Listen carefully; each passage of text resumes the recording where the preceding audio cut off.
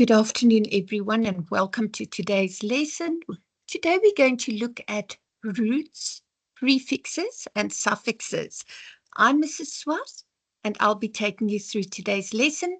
Just a reminder that at the end of the lesson, there is a quiz that you can do to see just how well you understand the rules that we have here.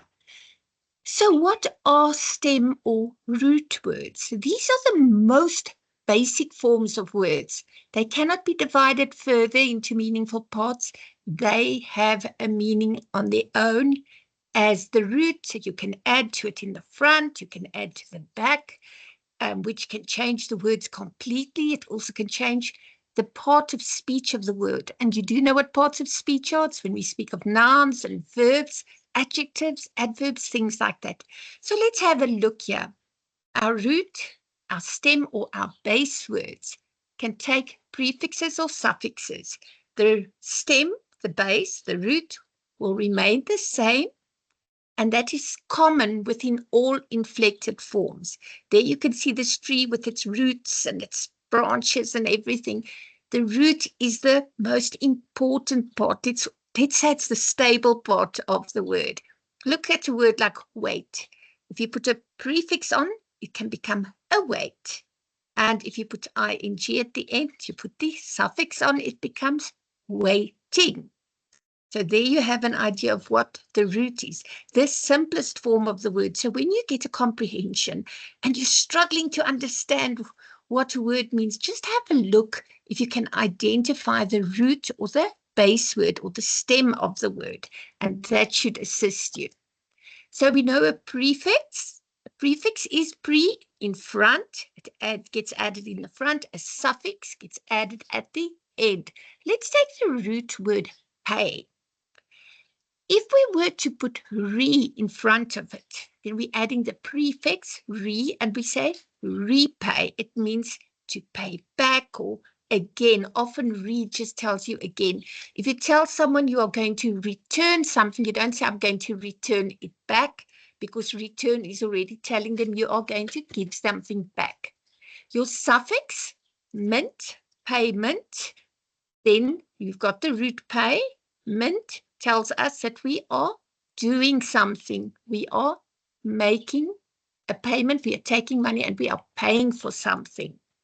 Now, prefixes can add to the beginning of the word. It may create new words, may create antonyms, and antonyms are words opposite in meaning.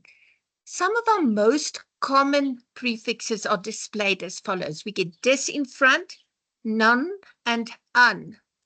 And they usually mean not or opposite of. So you must be very careful. You can't just put anything in front of a word and say that's a prefix, because it might not make sense. Someone could be honest, or what would be the opposite of it? Dishonest. You can't say unhonest. There isn't a word like that. You have to go and look at the rules of when you use dis, none, or un. Sense. Someone could speak sense, or they could speak nonsense. Nonsense means doesn't make any sense. Something could be believable or unbelievable. You see, the little picture tells you it could be truth or lie. So remember that. Make sure you know which to use correctly, because very often it really grates on a person's nerves when you read something or someone speaks about something and they use the incorrect prefixes very confidently as if they are correct. And then they don't have the correct meaning because the word isn't correct. So have a look at it, make sure that you get that right. Okay, now the next one that we have to look at is our suffixes, of course. And our suffixes we're going to have a look at now. Those are the word endings. It's connected to the words, but we also like to say that suffixes and prefixes modify the words. They change them, and they can also change the parts of speech. For example, a word that is an adjective, like the kind man. Why? Because kind describes the man. We're now going to take this, the kind man, and we're going to change the adjective to an abstract noun. So the parts of speech will change. And it's very simple. The kind man, the what of the man, the kindness of the man. If we were speaking about the brave man, we would say the braveness of the man. The beautiful girl, the beauty of the girl. So there's a very simple way of changing it into an abstract noun.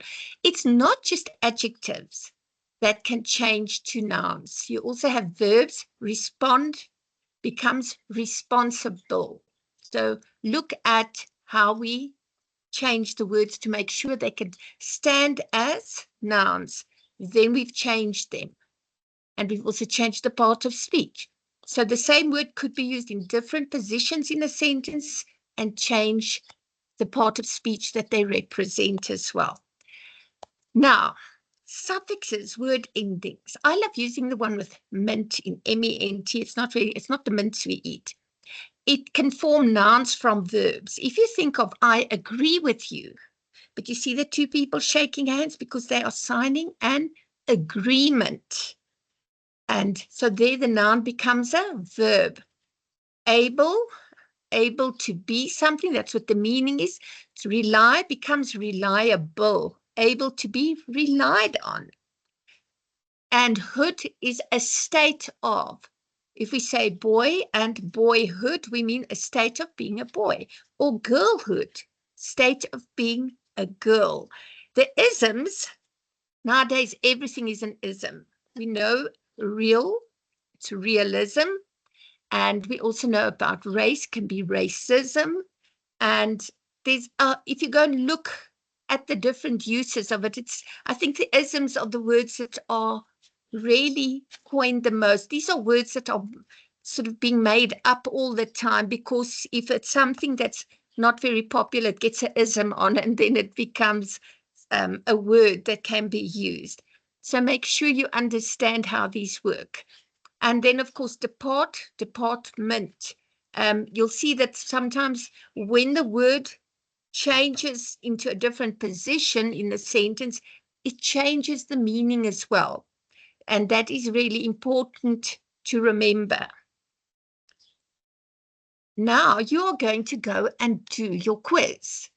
Please try. Remember that my quizzes all go according to the slideshows, and it's also what you've just learned. So you should be able to respond to it quite easily. So have a look. There is your link to get to the quiz, or you can use the QR code. Good luck with the quiz, and it's been wonderful working with you, and I hope that you have a wonderful day further. Thank you for attending, and thank you for joining me today.